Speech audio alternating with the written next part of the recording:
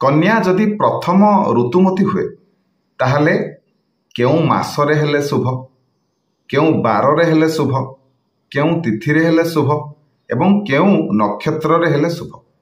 से भली कन्या जदि प्रथम ऋतुमती होउछि ताहले केउं मास, बार, तिथि, नक्षत्ररे हेबा अशुभ। तेबे आसंतु जानिबा ए विषय रे। नमस्कार, मु मनोज दास, स्वागत आपण मानकु आजिकार ए भिडियो रे। तेबे शास्त्र अनुसार कन्या जतबळे प्रथम रजस्वला हुए सेतबळे निहाती भावरे भल दिन रे, भल तिथि रे, भल बार रे एवं भल मासरे जदि कन्याटी रजस्वला हुए ताले निश्चिंत भावरे भविष्यतटी तार उज्जवलमय होता है एवं भविष्यतटी तार मंगलमय होता है। ठीक सही परी एमिति केते गुड़िए मास अच्छी, बार अच्छी, तिथि अच्छी, नक्षत्र अच्छी जो दिन गुड़िकरे जदि कन्याटीए प्रथम रजस्वला हुए ताले हुए तो तापाई ताहा अशुभ हो पारे। तेणु भिडियोटी को आपण माने संपूर्ण देखंतु, ए विषय रे संपूर्ण भाव में आपण माने जानि परिबे। तेबे प्रथमे जानिबा तिथि। जदि कन्या प्रतिपदा तिथि रे प्रथमे ऋतुमती हुए ताहले जानि रखंतु जे से सबुबेले रोगिणा हबो, चिर रोगिणी हबो, स्वास्थ्य समस्या रे सबुबेले पड़िबो एवं खूब शीघ्र मध्य कालग्रस्त होइथाय।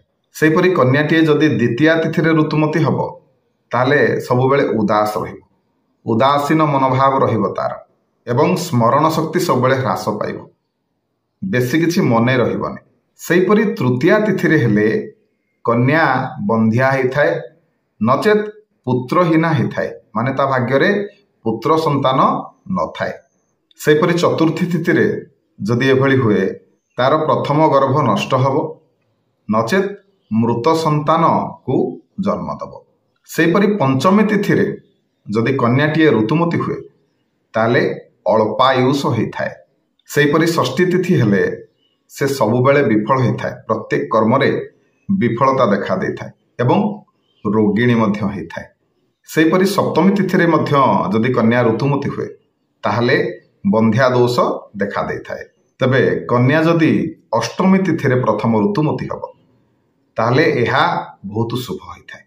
एभली हेले कोन हबो ना कन्याटी ऐश्वर्यशालिनी होइथाय एवं जीवन रे सदा सर्वदा सुख भोग करिथाय।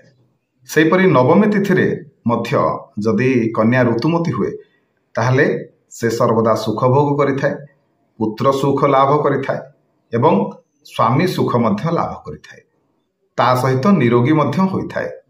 दशमी तिथि रे कन्या ऋतुमती हेले कन्या राक्षसी स्वरूपा होइथाय एवं कुलनाशिनी होइथाय। सेपरि एकादशी रे हेले से डाकिनी प्रकृति होइथाय एवं कुलनाशिनी होइथाय। द्वादशी तिथि रे जदि कन्या ऋतुमती हुए ताहले से धार्मिक होइथाय, दानी प्रकृति होइथाय एवं धर्मशीला होइथाय। त्रयोदशी तिथि रे कन्या जदि ऋतुमती हुए ताहले कन्या सधवा होइथाय, मृत्यु पर्यंत मथारे सिंदूर लगेइथाय एवं समस्त प्रकार सुख मध्य भोग करिथाय। चतुर्दशी रे हेले कन्या सबुबेले शोकग्रस्त होइथाय, कन्या दुखी होइथाय, कन्या लक्ष्मी छड़ा होइथाय। सेपरि पूर्णमी तिथि रे कन्या जदि प्रथम रजस्वला हुए ताले यह शुभ होइथाय, भाग्यवती, पुत्रयुक्ता एवं लक्ष्मी युक्ता होइथाय। सेहिपरि कन्या जदि अमावास्या तिथि रे प्रथम ऋतुमती हुए ताहले कन्याटी गर्विता होइथाय, कुलनाशिनी होइथाय, अप्रिय भाषिणी होइथाय एवं रोगिणी होइथाय। तेबे वर्तमान आसंतु जानिबा केउं बार रे रजस्वला हेबा शुभ।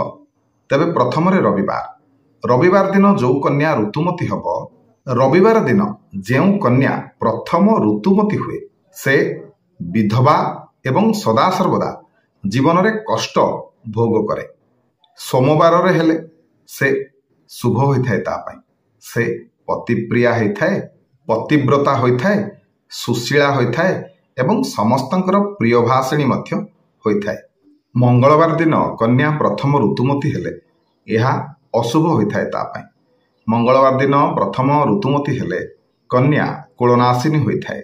बुधवार दिन कन्या प्रथम ऋतुमती हेले मन रखु जीवन में अनेक प्रकार सुख भोग करें राणी भली जीवन यापन करें राणी भली प्रत्येक सुख से भोग करें। गुरुवार दिन जदि कन्या प्रथम ऋतुमती हुए ताले जानी रखु यह शुभ। कन्या सुंदर पति पाई थाए स्वामीटीए पाई थाए ता सहित कन्या लक्ष्मीयुक्ता होता है।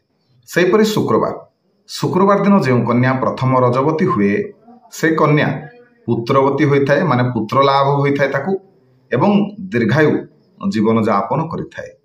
सेहीपरि शनिवार दिन कन्या प्रथम रजवती हेले ताहा मध्य अशुभ एभली हेले कन्या बंध्या होता है। तेबे ए तो गला 12 गुड़िकर कथा। एबे आसंतु जानिबा केउ मास गुड़िकर कन्या जदि प्रथम रजवती बा रजस्वला हुए ताहले एहा ता पई शुभ हुए। तेबे प्रथम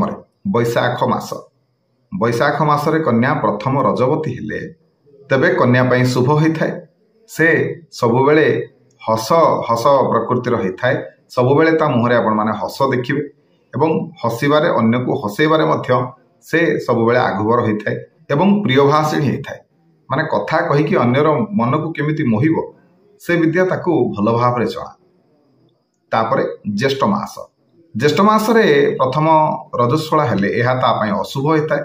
एभली हेले वैधव्य दशा भोगिबाकू पड़िथाय।